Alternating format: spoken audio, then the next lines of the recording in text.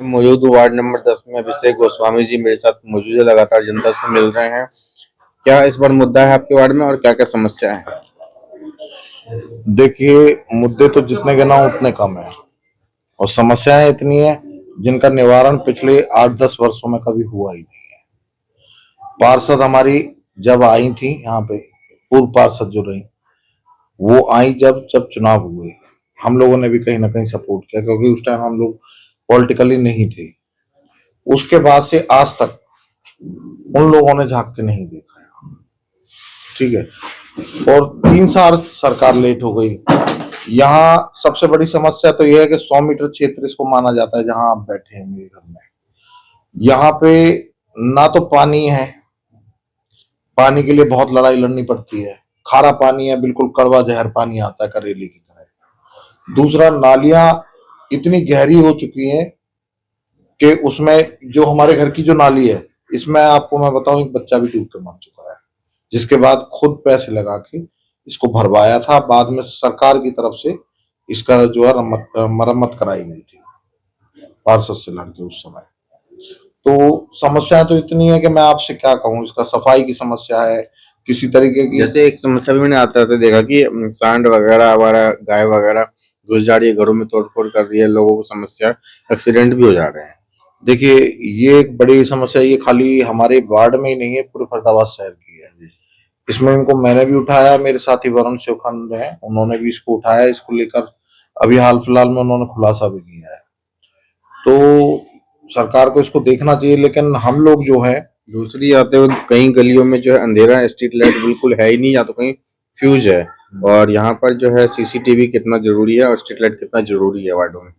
देखिए, मैंने अपना जो प्रचार पत्र बनाया हुआ है, उसमें जो अपना जो संकल्प लिखा है, उसमें स्पष्ट रूप से लिखा हुआ है कि मैं सीसीटीवी जो है जितने भी संवेदनशील एरिया है वहां मैं सीसीटीवी कैमरे जरूर लगाऊंगा। ठीक है, क्योंकि हमारी बहन बेटियां निकलती हैं। अब एक नया फैशन चल चुका है कि खुले में दारू चल रही है।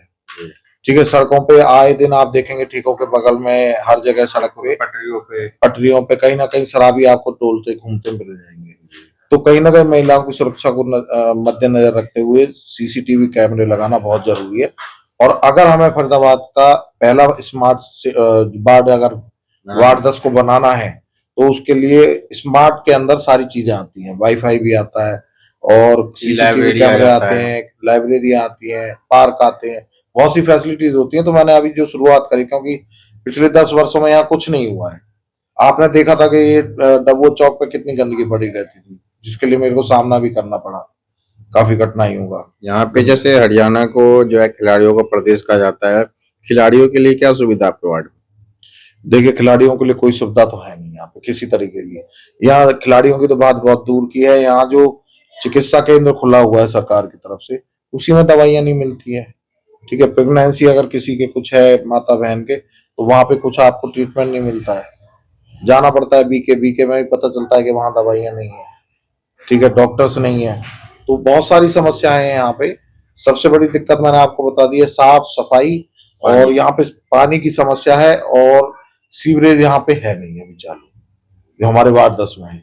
और मैं अगर आता हूँ तो उसको मैं 100% श्योर है कि मैं उसको दुरुस्त कराऊंगा। जो आपके प्रायोरिटी में रहेंगे इस बार, जैसे कि कोरोना की महामारी आई थी, तो आपने हेल्प करी थी या जो यहाँ के वार्ड पार्षद थे वो भी हेल्प किए थे? देखिए, मुझे उनका तो नहीं पता, लेकिन मैं तो पूरी तरह 2 साल मैं पूरी तरह एक्टिव रहा था कोरोना काल में।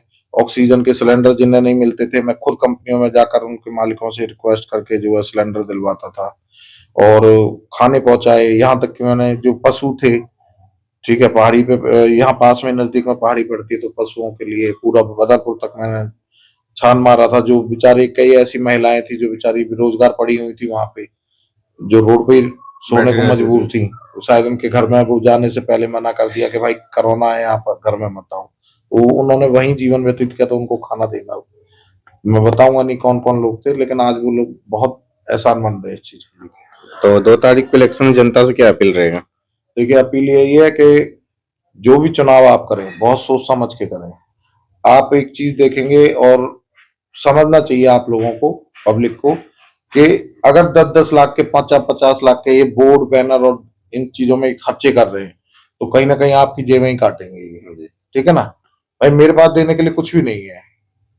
अभी तो मैं पैसा ये- बांटना भी बाकी है। हाँ ना ना, मैं ना पैसा बांट सकता, ठीक है, ना मैं किसी को दारू पिला सकता। हाँ, आप लोगों ने देखा है, मीडिया कर्मियों ने भी, मेरे साथियों ने, सबने देखा है कि मैं काम कराने में सक्षम हूँ, चाहे वो किसी भी विभाग से हो। तो मैं ये गारंटी देता हूँ कि मैं काम करा सकता हूँ। कोई अगर मुझसे कहेगा कि मुझे मैं दारू दे दूं या पैसा दे दूं, भाई मैं नहीं दे सकता। और सबसे बड़ी बात मैं आपको बता दूं, जो मेरा ये पैम्पलेट है, ये इसकी कॉस्टिंग भी मेरे को यहाँ के लोगों ने कलेक्ट करके इसकी पेमेंट दी है। मतलब उनका छपाया हुआ है, मेरा मेरा कुछ नहीं है। वही लोग उन लोगों ने खड़ा करा है, समाज के लोगों ने खड़ा करा है, पड़ोस के लोगों ने खड़ा करा है, मित्रों ने खड़ा करा है। वही लोग मुझे चुनाव लड़वा रहे हैं। तो साफ साफ अभिषेक जी का यही कहना है कि जनता से भी एक बार मौका देकर देखे, ताकि वार्डों में जो समस्या लगातार आजादी का आज 75 साल प्लस हो के भी वही हम आज भी पानी के लिए, बिजली के लिए, नालियों के लिए, सड़कों के लिए जब लड़ रहे हैं तो क्या ही फायदा इस आजादी का। जब तक वार्डों में सही लोगों को आप नहीं चुनेंगे तब तक जो है वार्डों में सही विकास नहीं हो सकता। जिला फरीदाबाद से रंजन जायसवाल की रिपोर्ट।